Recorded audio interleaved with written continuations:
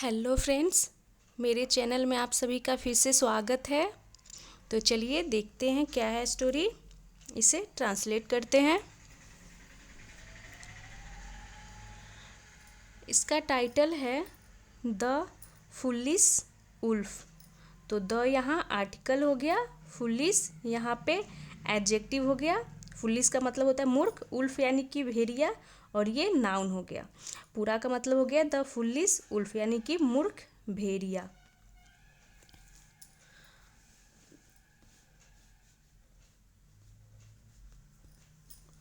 Once a watchdog was lying in the sun in front of a farmyard gate।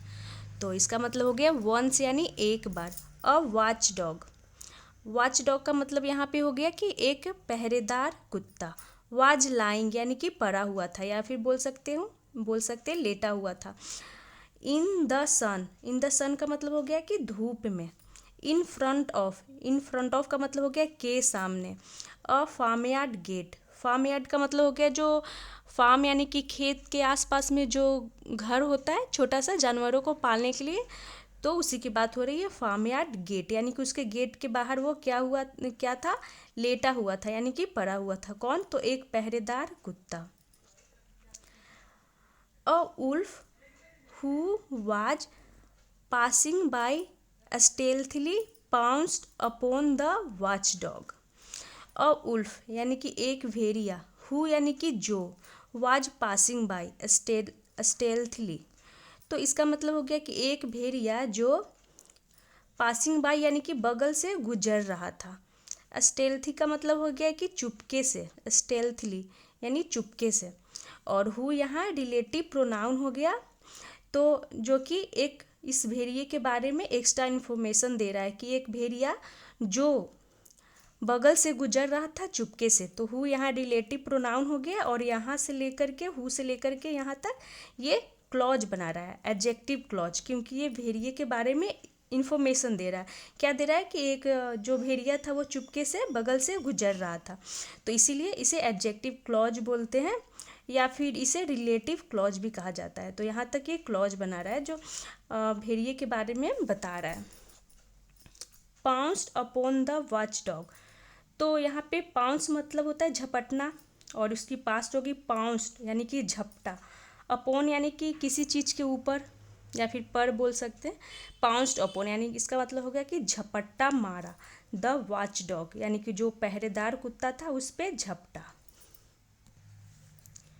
The scared dog bagged for his life and said. The scared dog इसका मतलब हो गया कि डरा हुआ कुत्ता, और स्केयर्ड यहाँ एडजेक्टिव का काम कर रहा है। डॉग के बारे में पता चल रहा है इसे कि कैसा डॉग, तो डरा हुआ कुत्ता। तो यहाँ पे ये एडजेक्टिव हो गया। डरा हुआ कुत्ता बेग्ड फॉर यानी कि वो विनती करने लगा। फॉर हिज लाइफ यानी कि अपनी जान के लिए, तो वो विनती करने लगा, प्रार्थना करने लगा, ऐसे भी बोल सकते हैं। किस लिए? तो अपने लाइफ के लिए, अपने जान के लिए। एंड सेड और कहा, से का हो गया past said. Sir please leave me as I have just recovered from a long illness. तो क्या कहा? प्लीज लीव मी, कृपया मुझे, लीव मी यानी मुझे छोड़ दो, एज क्योंकि आई हैव जस्ट रिकवर्ड, मैं अभी रिकवर्ड हुआ हूँ यानी कि ठीक हुआ हूँ। तो वो क्या बोलता है, जो डॉग होता है वो बोलता है भेड़िए से कि मुझे छोड़ दो, मैं अभी ठीक हुआ हूँ, अभी ठीक हुआ हूँ, ऐसा। फ्रॉम अ लॉन्ग इलनेस यानी कि लंबी बीमारी से। तो आई हैव रिकवर्ड यहाँ पे ये प्रेजेंट परफेक्ट को दिखा रहा है। I am very thin and weak यानी कि आई एम वेरी थिन, मैं बहुत ही थिन हूँ, पतला हूँ। एंड वीक यानी कि कमज़ोर हूँ, यानी वो बताता है कि मैं बहुत ही थिन हो गया हूँ, पतला हो गया हूँ। थिन यानी कि पतला, वीक यानी कमज़ोर, और थिन और वीक यहाँ दोनों एडजेक्टिव हो गया। वेरी यहाँ पे एडवर्ब हो गया। तो वो बता रहा है अपने बारे में कि मैं बहुत ही पतला और कमज़ोर हूँ। Let me become fat after feeding on the rich food that I get here. तो वो बोलता है कि let me become fat, let me यानी कि मुझे, बिकम यानी बनने दो, क्या बनने दो, फैट यानी कि मोटा, मुझे मोटा बनने दो। आफ्टर फीडिंग, आफ्टर फीडिंग यानी कि खाने के बाद, और ये आफ्टर के बाद फीडिंग ये जेरंड हो गया, आईएनजी जो है जेरंड हो गया, क्योंकि प्रीपोजिशन के बाद अगर आपको दिखता है आईएनजी फॉर्म तो वो जेरंड फॉर्म होता है, जेरंड में होता है।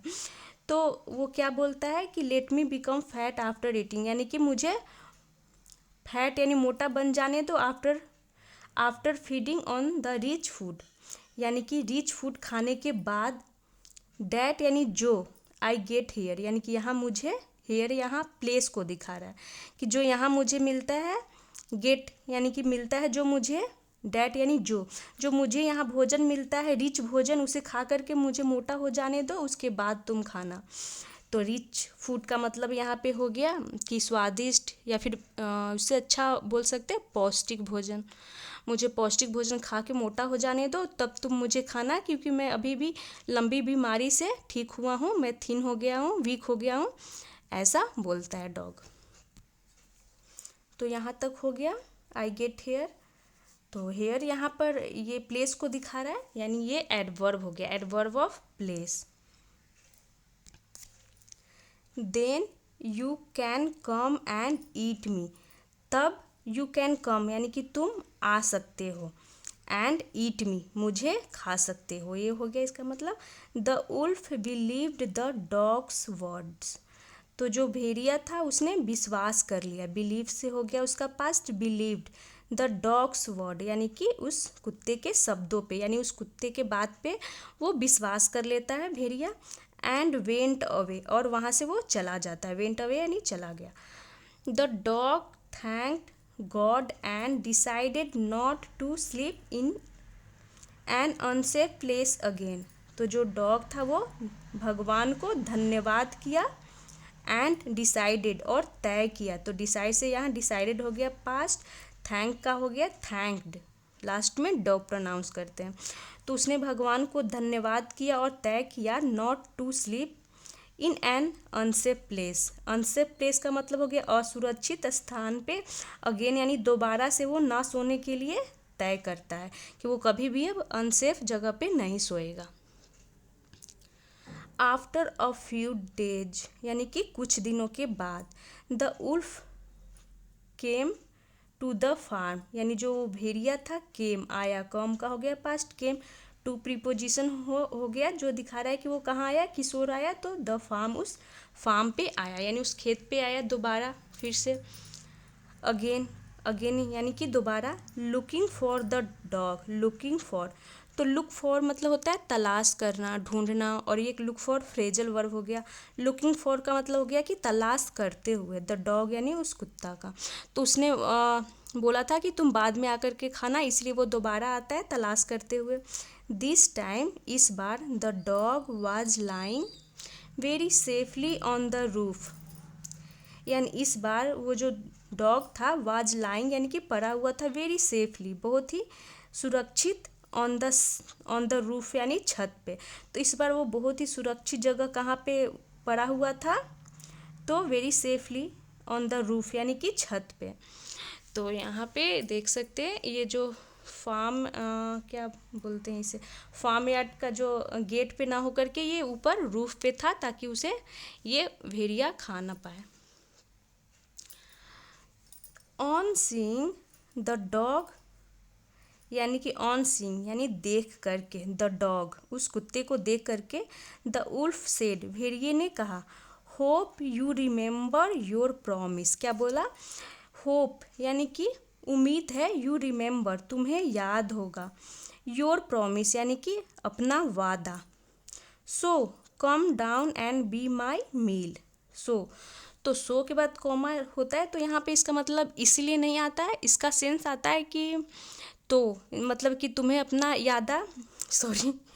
वादा याद होगा, तो इसका सेंस आ रहा है, तो कम डाउन तो नीचे आओ, कम डाउन यानी नीचे आओ, एंड बी यानी कि बनो, माई मील यानी मेरा भोजन, तो वो वादा याद दिलाता है कि तुम्हें अपना वादा याद होगा, तो नीचे आओ और मेरा भोजन बनो। द डॉग सेड यानी कि डॉग ने कहा, who makes such a promises, यानी कि कौन करता है, मेक्स का मतलब यहाँ होगा कि कौन करता है ऐसे वादे। गेट लॉस्ट यानी कि यहाँ से चले जाओ। मिस्टर उल्फ यानी कि यहाँ से चले जाओ, गेट लॉस्ट यानी यहाँ से चले जाओ mister Wolf. The wolf went away repenting over his foolishness. तो जो भेड़िया था वेंट अवे चला गया, रिपेंटिंग यानी पछताते हुए, रिपेंट का मतलब पछताना, रिपेंटिंग यानी कि पछताते हुए, ओवर हिज फुलिशनेस यानी कि अपनी मूर्खता पर। तो यहाँ फुलिशनेस ये नाउन हो गया, यहाँ पे फुलिशनेस नाउन हो गया। तो वो अपनी मूर्खता पे पछताते हुए चला जाता है। तो यहाँ आपने जो देखा शुरुआत में जो इसका टाइटल था, तो यहाँ पे फुलिश एडजेक्टिव का काम कर रहा था, बट यहाँ पे फुलिशनेस क्या काम कर रहा है, नाउन का काम कर रहा है। तो ये थी आज की शॉर्ट स्टोरी। मिलते हैं नेक्स्ट वीडियो में। Thanks for watching.